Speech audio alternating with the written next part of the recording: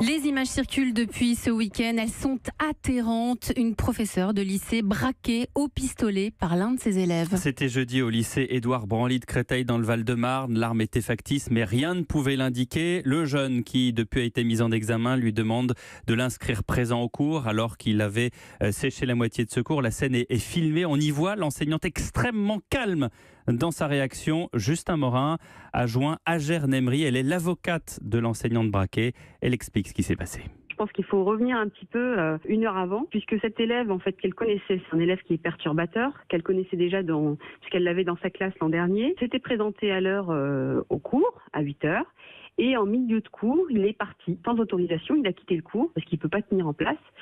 Et donc, il est revenu après, à la fin du cours, un petit peu avant 10 heures. Donc, la professeure était donc devant son ordinateur, concentrée puisqu'elle établissait un compte-rendu. Elle n'a pas vu arriver ces jeunes. Ce qu'elle a vu après, c'est effectivement une arme pointée à quelques centimètres de son visage. Elle ne sait pas, à ce moment-là, si c'était une arme factice ou pas.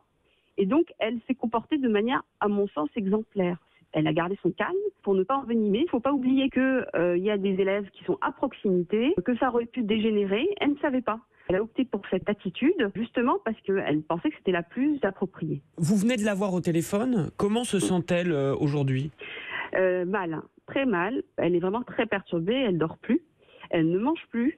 Elle est choquée. Depuis en fait cet événement, d'ailleurs on lui a reproché de ne pas avoir déposé plainte tout de suite, de ne pas avoir s'être manifestée. Ce qui s'est passé, c'est que ce jour-là, effectivement, elle ne s'est pas sentie capable de faire le nécessaire parce qu'elle était choquée, traumatisée, mais elle a réagi le lendemain. Voilà pour ce témoignage de l'avocate de l'enseignante braquée avec Justin Morin.